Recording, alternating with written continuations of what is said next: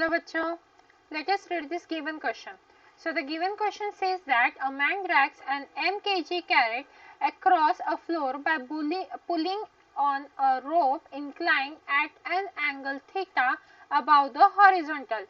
If the coefficient of static friction between the floor and the carrot is mu s, then the tension required in the rope to start the crate moving is. सो देखिए हमें question में क्या बोला जा रहा है कि एक मैन है जो एक क्रेट को ड्रैग कर रहा है, ठीक है, by pulling rope incline at an angle of theta from the horizontal. तो अगर हम इसकी डायग्राम बनाते हैं तो देखिए अगर ये मैंने सरफेस ड्रॉ कर लिया है, ठीक है, ये क्या है, मेरा एक सरफेस है।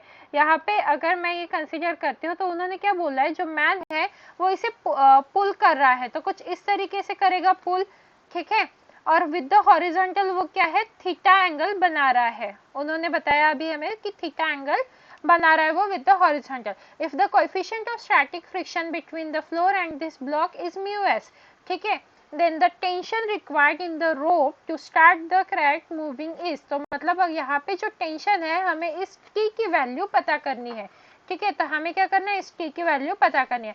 अब देखिए सबसे पहले हम फोर्सेस देख लेते हैं। सबसे पहले क्या करते हैं काम, इस टी को रिजोल्व कर लेते हैं इसके कंपोनेंट्स पे। तो यहाँ पे थीटा है तो यहाँ पे नीचे क्या आ जाएगा, टी कॉस थीटा आ जाएगा, तो ये आ गया हमारा टी कॉस थीटा, एंड ऊपर में क्या आ जाएगा, टी साइन थीटा। तो नीचे आ गया हमारा टी कॉस थीटा, ऊपर आ गया टी साइन थीटा।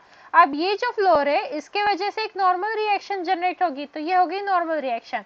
अब वैसे ही इसके वजह से डाउनवर्ड साइड में एक mg एक्ट करेगा क्योंकि ये तो m मास का है। अब ये जो है वो पुल किया जा रहा है in on the right hand side, मतलब लेफ्ट हैंड डायरेक्शन में एक फ्रिक्शनल फोर्स रहेगा, राइट, जो लेफ्ट हैंड साइड है यहाँ पे एक फ्रिक्शनल फोर्स एक्ट करेगा। तो कुछ इस तरीके से एफबीडी हम बना सकते हैं। तो अब क्या करेंगे, हम इसकी इक्वेशंस लिख लेते हैं। सबसे पहले क्या करेंगे, हम नॉर्मल के लिए इक्वेशन लिख लेते हैं। अब नॉर्मल के लिए अगर हमें इक्वेशन लिखनी है तो हमें क्या करना पड़ेगा, हमें जो वर्टिकल डायरेक्शन में फोर्सेस है उसको काउंट करना पड़ेगा। मतलब ये एक नॉर्मल हो गया, टी साइन थीटा भी वर्टिकल डायरेक्शन में एक्ट कर रहा है और mg वर्टिकली डाउनवर्ड एक्ट कर रहा है, तो इन तीनों को हमें कंसीडर करना पड़ेगा। तो यहाँ पे इक्वेशन लिख लेते हैं नॉर्मल के लिए। तो नॉर्मल इज इक्वल्स टू क्या आ जाएगा हमारा, mg minus T sine theta, ठीक है। Now to start the moving frictional force, frictional force की बात कर लेते हैं। जो मूवमेंट के लिए फ्रिक्शनल फोर्स चाहिए वो कितना लगेगा, आप देख सकते हो। अगर मैं सिंपल वर्ड्स में बात करूं तो फ्रिक्शनल फोर्स किसके इक्वल आ जाएगा, टी कॉस थीटा के, क्योंकि हॉरिजॉन्टल डायरेक्शन में सिर्फ टी कॉस थीटा है और फ्रिक्शनल फोर्स है। तो इसीलिए हम लिख सकते हैं यहाँ पे जो फ्रिक्शनल फोर्स है that is equals to T cos theta, right. हम यहाँ पे इस तरीके से लिख सकते हैं। तो अब हम क्या करेंगे, यहाँ पे फ्रिक्शनल फोर्स की जगह पे हम क्या लिख सकते हैं, म्यू एन लिख सकते हैं। Mu N is equals to T cos theta हम लिख सकते हैं, बट हमारा एन क्या है, M G minus T sine theta. तो क्या मैं एन को रिप्लेस कर दूं, तो हम n को रिप्लेस कर देंगे, म्यू की जगह और म्यू लिख देंगे और n की जगह क्या आ जाएगा हमारा, mg minus T sine theta is equals to क्या आ जाएगा हमारा, t cos थीटा आ जाएगा। तो म्यू को हमें अब क्या करना पड़ेगा, बांटना पड़ेगा दोनों में। तो ये आ जाएगा हमारा म्यू mg इज इक्वल, या माइनस लिख लो, mu t sine theta is equals to यहाँ पे t cos theta as it is. तो हमें पता क्या करना है, हमें पता करना है टेंशन, टी की वैल्यू हमें पता करनी है, ठीक है। तो सबसे पहले क्या करेंगे, ये जो ट्रिग्नोमेट्रिक टर्म्स है वो एक साइड ले आते हैं। तो mu M G is equals to T cos theta, और ये माइनस उधर जाके क्या हो जाएगा, प्लस हो जाएगा। तो ये हो गया हमारा टी साइन थीटा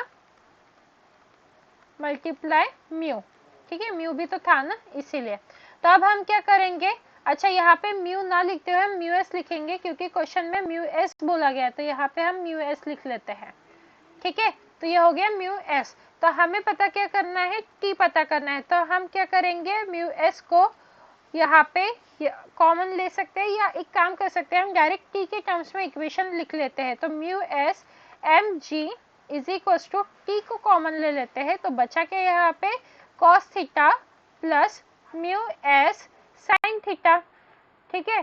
तो अब आप इजीली टी की इक्वेशन पता कर सकते हो। टी क्या हो जाएगा अब आपका यहाँ पे, mu S M G divided by क्या हो जाएगा, cos theta plus mu S sine theta.